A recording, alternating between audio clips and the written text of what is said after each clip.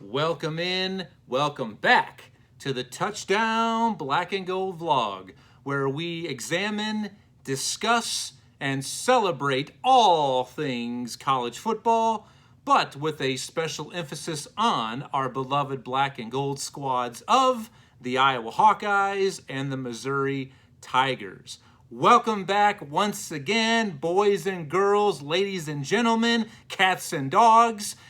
This is officially our Season 2 premiere show. The curtain is now going up on the Season 2 of the Touchdown Black and Gold vlog. We had an excellent debut season during the 2021 college football season, and I look forward so much to the upcoming 2022 football season. For those of you first time joining the show, I am your most excellent host, Hawkeye fan number one, and the Ayatollah of rock and rolla, Blair Parks. And for you who are first time watchers, I just want to give you a little background on the channel, on the show, that even though this is specifically for Iowa and Missouri fans, but all college football fans are welcome. This is a safe haven from coast to coast and everywhere in between. So if you are looking for a good college football vlog to be a part of, to attend, to watch, and to listen to, you're in the right place. So here we are. It's been a long off season. I've had several weeks off to kind of relax, gather myself. It is mid-June. Memorial Day is far in the rearview mirror. This Sunday is Father's Day, so I take the time right now to say Happy Father's Day to all of the fathers out there, whether you currently are or if there is a bun in the oven, those of you who will be shortly. I hope that you have an excellent day, safe, responsible, happy day. So what does that mean? That means that college football is right around the corner. That is right. Today is Friday, the 17th, so I did a little bit math, but then again, who's really keeping track? We are only 78 days until opening weekend, Labor Day in September, but sounding even better than that is we are 76 days away from the opening Thursday night games. But what could sound even better than that? But how about this year? Once again, we have a week 0, and we are only 71 days away from week 0. How excellent is that? But something that gets me going so excited, I got goosebumps, the hairs are sticking up on my arms and my neck right now, is before that, one of my favorite annual rites of passage will be happening in a matter of weeks. Very, very soon it'll be Nudie Magazine Day. That's right. Within just a handful of weeks at your favorite newsstand, very shortly your favorite magazines of choice, whatever that is, will be on newsstands for purchase, whether it's Athlon, Sporting News, Lindy's, Sports Illustrated, or the Phil Steele college football preview magazines. They will be made available very shortly. Now, this off season, I almost joined all of you at the current generation. I almost bought access to these magazines early, not saying that I was going to have them just digitally downloaded. That was an option. But I thought about maybe purchasing them early and then having them delivered to my home. But it's hard to teach an old dog new tricks. I just so look forward to that every year, going to Barnes & Noble, which is my go-to, and getting my favorite magazines. So very, very soon it'll be Nudie Magazine Day. And Billy Madison himself could not have said it better. So here we are. It's almost Nudie Magazine Day. The 2022 college football season will be upon us very soon. And before I go any further, I like to say right now, thank you to all of you who supported us last season, and for those of you who will continue to support us now and moving forward near the end of the season. We definitely gathered a lot of momentum here on the channel. We are up to 42 subscribers. That absolutely blows my mind. A guy who just loves discussing college football with you and anybody else who could dare listen to me for this long or stand looking at this monstrosity of a man. So I thank you, and I know the pain you're going through by taking in all of this. And I really appreciate moving forward if we continue the momentum. So please like, share, subscribe, comment. I promise you, whatever comments you leave below, I will do whatever I can to bring up those comments. Let's just keep them clean, people. We are adults, so I expect that we act like them. And to give you an example, during the off season, one of my non-subscribers via email did email and asked the burning question, Blair, can you confirm or deny that during your episodes you wear pants? Yes or no? So I thought today that I could confirm or deny that, but like the great doctor himself, Dr. Frankenfurter once said, I see you shiver with anticipation. But I promise you this time it's not from the rain, so I'm just going to let that question just be on the back burner a little bit longer. And, in the near future, I will show you and confirm or deny whether or not I wear pants. So thank you for that question. So anything is welcome here. This is once again a safe haven. I encourage any participation by you, the Black and Gold family, and any college football fan out there. So what I've got on tap today during the Season 2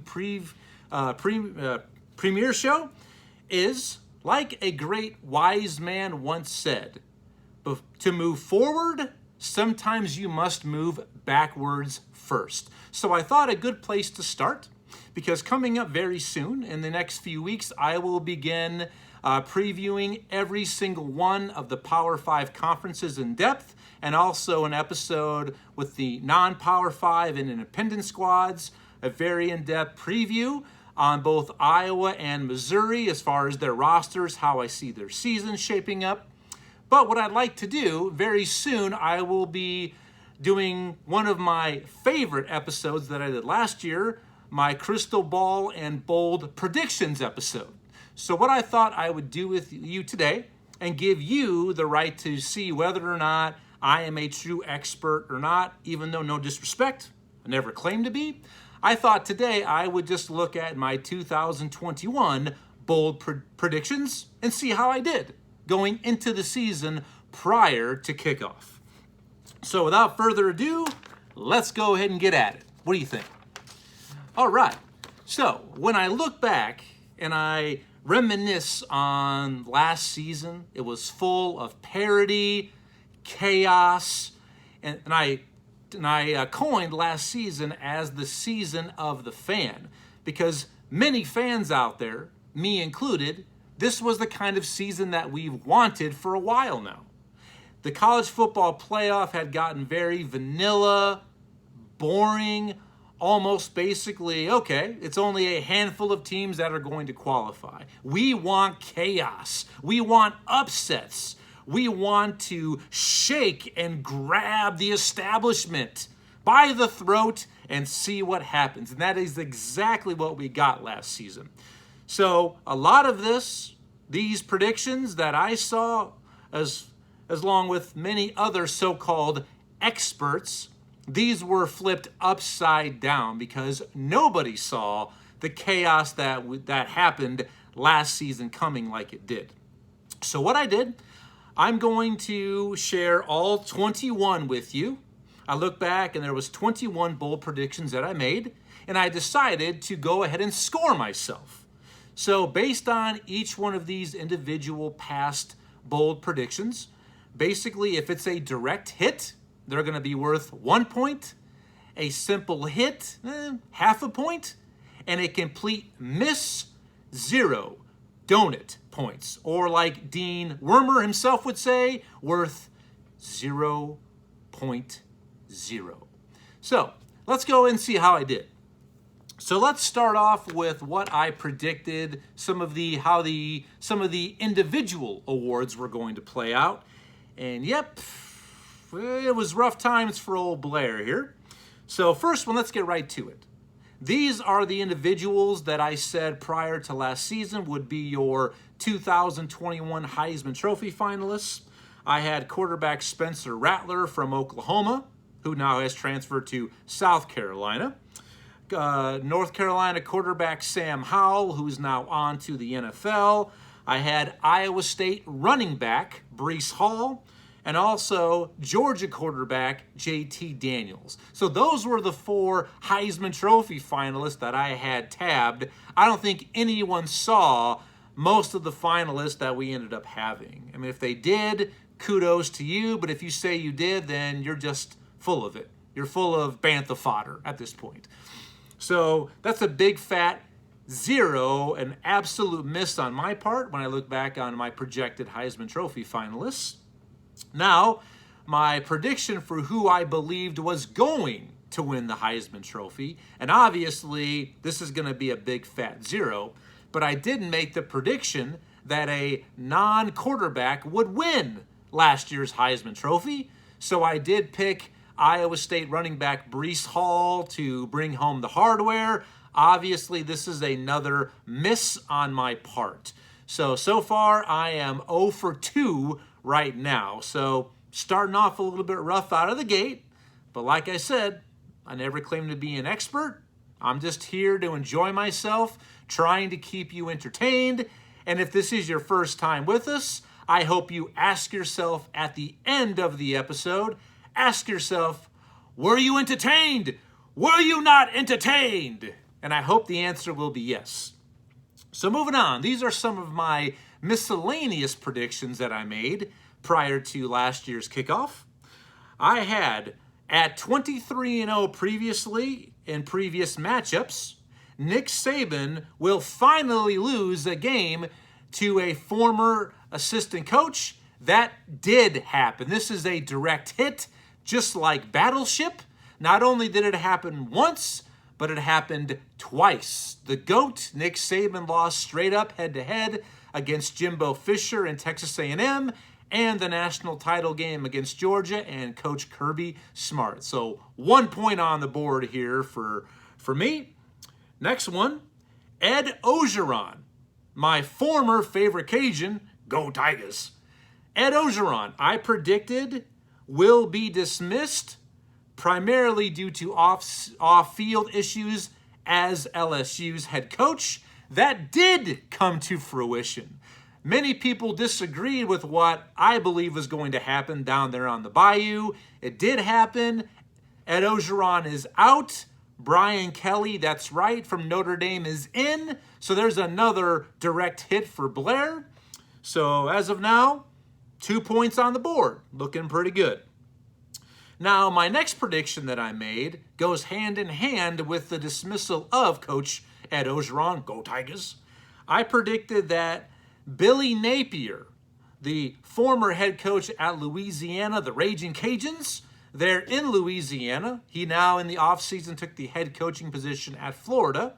I predicted that LSU would hire and name Coach Billy Napier the next head football coach at LSU. So between those two, I got them half right. So for that one, though, is a miss. So 0 points there for that one. Other coaching news, Coach Brett Bielema, Bert himself, is back in the Big Ten. Last year was his first season with the Fighting Illini of Illinois. I took a bold prediction and said, I believe in his first season, Brett Bielema will lead Illinois to a bowl game. They will reach bowl eligibility. Unfortunately, they came up 1 game short, ended the year at 5-7, so 0 points for this prediction. But kind of going hand in hand with that, and very soon I will kind of give you some of my projections against what Vegas has. But last year I told you, if I was a betting man, which I am not, I'm just saying, I don't want anyone to put that evil on me, Ricky Bobby. Just because I'm giving you my prediction and what I would do if I were a betting man, I do not want to be held responsible. But I told you, the Black and Gold family, I said, one of my predictions was to take Illinois over their Vegas win projection total of 3.5 games. They did do that, so if you put some money on it in Vegas, Atlantic City, or if your state allows sports gambling, whatever site outlet you use, you're very welcome. I made you some dough. So that is an absolute direct hit for Brett Bielema and Illinois, eclipsing 3.5 wins last season. Going along with that, the other one that I gave you as far as best bet totals is Michigan. Now, prior to last season, Vegas said Michigan would be 7.5 victories. I told you to take the over. I thought Michigan could get to 8 wins, but I did not, absolutely not see the season play out the way it did. I did tell you, and if you recall, you can watch some old episodes, that it seemed like Michigan was going to surprise many of us for how much improved they were going to be, but I still believed it was going to cost Coach Jim Harbaugh his job there at Michigan. So, unfortunately, I didn't see it come to total outcome, but if you listen to what I said and you put money on the Wolverines to get to 8 victories, congratulations. You're welcome. I'm glad I could help you out a little bit. Hopefully you enjoyed that money on a nice vacation with the family, the kids, maybe paid off a little bit of debt, had a little bit of fun, whatever. We can always talk about it some other time. So that's another point there for myself as far as what I predicted. Next one. This one had several moving parts. I predicted last year that the following teams would be ranked prior to kickoff, but would end the regular season unranked. And those teams were Florida, Indiana, Texas, Arizona State, and Iowa. So there was 5 teams that I said would start this season ranked but finish unranked. And of those 5, only 1 did end the regular season ranked. That was our beloved Iowa Hawkeyes. The other 4 absolutely burned out, as I foretold that I saw that coming. And I did so right there. I didn't get all of them right, but getting 4 out of 5, I think it's only fair. I did give myself 1 full point for that. If I would have gotten 3 out of 5, it would have been a half point. But getting 4 out of 5 right, come on, meet me halfway. I'm giving myself a point for that prediction, so that did come to fruition. Now, I shared with you 3 both overrated and underrated teams that I saw moving in to the 2021 season. Let's go ahead and take a look back at those, shall we? Let's start off with my 3 most overrated teams via hype, ranking, talk, where they were projected to finish in their divisions, bowl projections. So these were the 3 teams that I believe would be the most overrated moving into last season. I had number 2, Oklahoma, number 6, Texas A&M, and number 9, Notre Dame. Now, all 3 of these teams, none of them ended the final rankings in the top 10. Texas A&M ended up not ranked, even though, yes, I know, before you say it, they did defeat Alabama in one of the biggest upsets of the season. I get that. But they still had 4 or 5 losses. So that was absolutely spot on. Notre Dame, they were in the potential college football playoff conversation until the very end of the season, and then absolutely collapsed once again on the biggest scale on a New Year's Six bowl game against Oklahoma State. The Cowboys came roaring back. Absolute meltdown of a game once again for the Fighting Irish. But hey, you know what they say, consistency is key. And then it was Oklahoma, who never really found themselves really in the college football playoff discussion. Even though very early on they were winning games, but not winning decisively. There were a lot of doubts about that from the committee, sports writers, experts, and myself. So I gave myself a point on this one. I think when you average it out, this was correct. This was a direct hit. So your battleship is almost about to be sunk, but maybe there's one more peg hole remaining. So there's another point for home team right here. So next one was my 3 most underrated teams heading into the 2021 season. I had number 7, Iowa State, number 16, LSU, and number 24, Utah. So the first 2, yikes. I absolutely bought in. I had a taste, and I fell in love. Love potion number 9 for Iowa State, the Cyclones. They absolutely let me down, as did LSU. But Utah, that was one of the teams I was very high on. And I actually, if you remember from my previews and my predictions episode last season, I did pick Utah to win the Pac-12. So I wish I would have put a little bit of money on Utah. That would have been a potentially another good payday. But once again, if I happen to be a betting man. So for this, because I did absolutely nail Utah, but I missed LSU and Iowa State, I gave myself half a point for this one. So that one worth half a point. Still doing okay. Don't worry. I'm keeping track right now of scores. Moving on. This is one thing that I saw coming, and very quickly, it's a direct hit. I did predict, based on some of the rumors, the coaching hot seat moving into last season, that we would witness the greatest coaching carousel both during and after the regular season was over with in college football coaching history. We absolutely did. I already shared with you some names who've moved on. Brian Kelly from Notre Dame to LSU. Oklahoma. Lincoln Riley goes from Oklahoma to USC. Will Venables leaves Clemson as their DC to Oklahoma. So much came to fruition from a coaching standpoint. I mean, absolutely direct hit and then some. Another point for home team on the coaching carousel. I did predict that there would be coaching vacancies at UCLA, USC, LSU, Arizona State, Iowa State, Nebraska, and Michigan. So some of those I did get correct, but I did miss some as well. So for that one, I did give myself half a point. I did predict also that Coach Jim Harbaugh would not remain the head football coach at Michigan.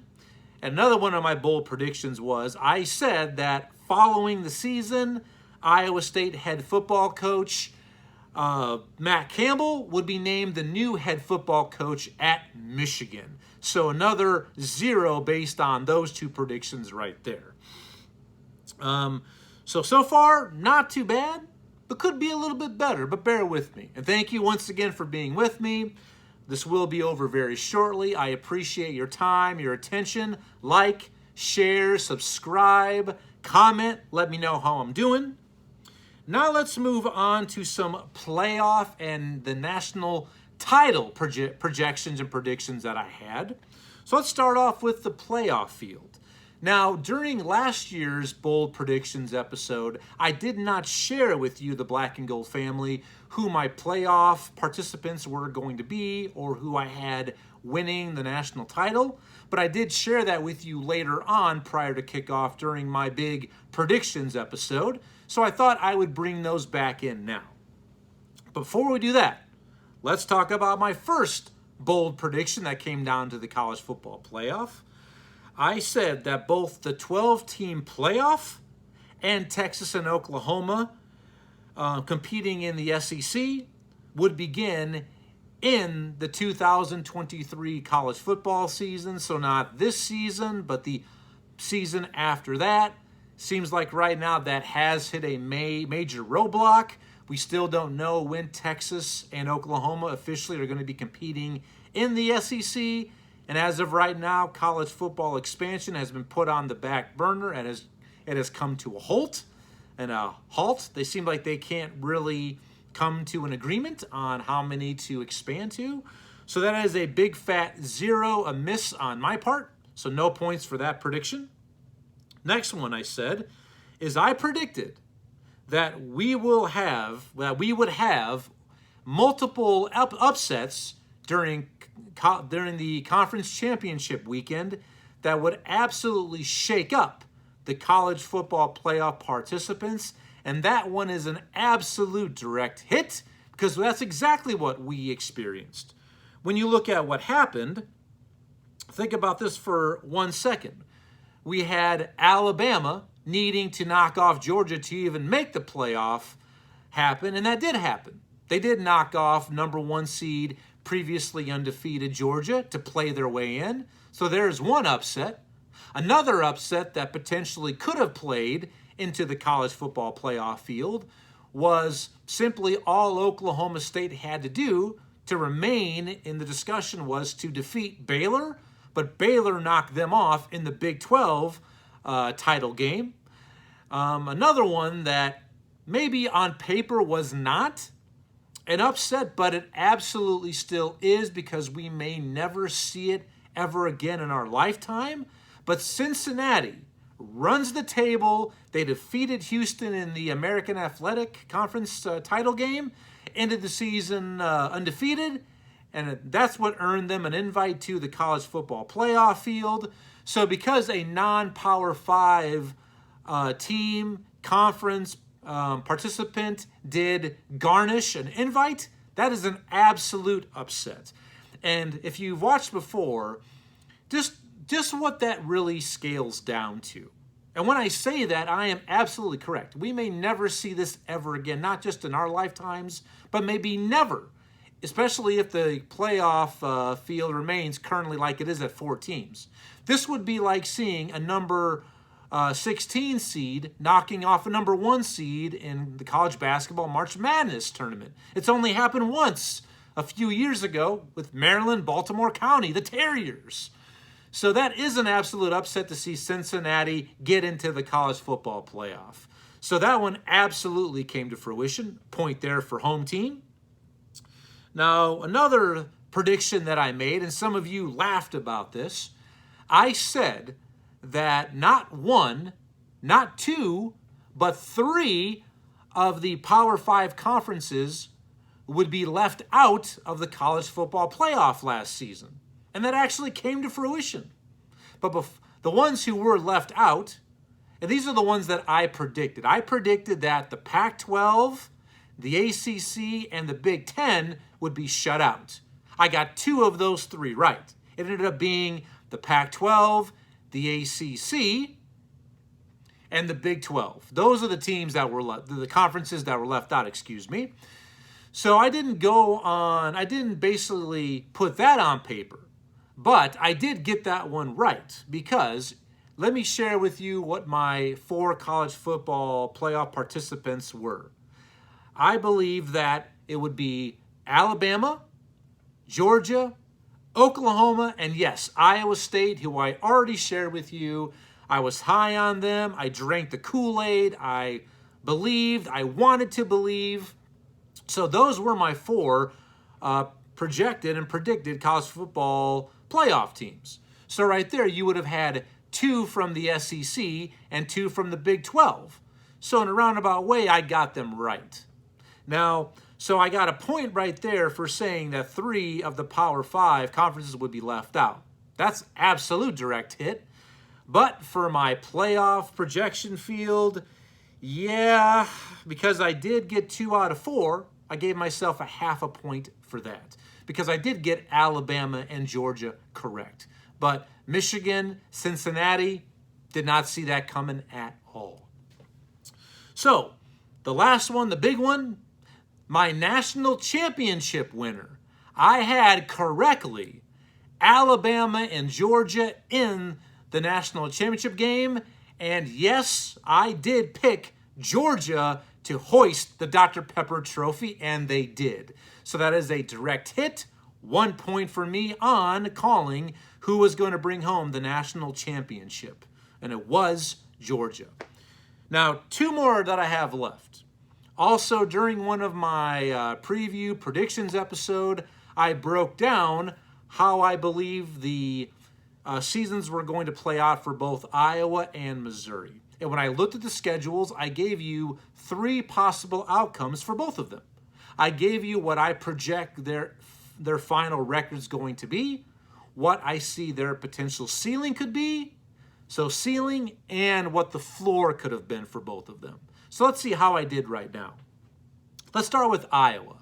I projected Iowa was going to go 8-4 last season with losses against Iowa State, Maryland, Wisconsin, and at Nebraska on Black Friday, and that did not happen. Their final record was 10-2, which that is exactly what I predicted their ceiling could be last season. I said 10-2 is probably as high as they can get. I did pick them in that scenario to lose to Wisconsin, and I did predict them to lose at Nebraska. And the floor for Iowa that I predicted, if some things would have gone this way or that way, or the dreaded in-season injury bug, or elements that affect games, teams that really surprise, some other outliers, I had Iowa's floor at 6-6. So since I did get one of those three potential records right, I gave myself half a point on Iowa's season prediction. Now let's look at Missouri. I also had them predicted to go 8-4 as their final record. I had them losing to Georgia, to Kentucky, to Florida, and also I believe I had them losing to Tennessee as well. So their actual record ended up being 6-6. I had their ceiling being 9-3 for Missouri, but I had their floor a little bit higher than Iowa's. I had the floor of Missouri being 7-5. Now, since I didn't get any of those right with them going 6-6, big fat 0 miss on that one. So, how did I do? Overall, out of a possible 21 points, I ended up scoring 12 out of 21, so not great, but that ends up being a final score of 57%. So am I an expert? No, never claimed to be, but as you just heard and saw for yourself, I do know a couple things about college football. I just do. I feel very in tune with the game, and it is one of my passions. I believe it's still one of the greatest spectacles that we have in this nation as a people, as a civilization. So that's it. So hopefully this upcoming season I'll do a little bit better. I expect my 2022 Bold Predictions episode to be in a matter of weeks. I just need a little bit more time to research, look at every single outlier, schedule, roster depth, experience, basically potential trap games. It's a trap. So I got to look at a lot of things before I give you my upcoming 2022 season bold predictions. So that's it for today. Please, once again, like, share, subscribe, comment. Let me know how I'm doing. Thank you for all that you do. I've got great things lined up for this season of the Touchdown Black and Gold vlog, our second season. If you're wondering, on a weekly basis, once the season starts, I will have my Pick'em, my Pigskin Pick'em segment, as I always do. And this year I am going to have, once again, the guest picker tournament. And kudos to my friend Brett, who was the inaugural winner of the guest picker tournament. And kudos to my former co-host, Missouri fan number 1, Charlie Oswalt. Last season, him and I competed head-to-head. 2 men enter, 1 man left, just like Thunderdome. And when the dust settled, Charlie had the better record and straight up picking against me. So congratulations, Charlie, on last season's victory. So bragging rights to you, but no, I'm coming this season.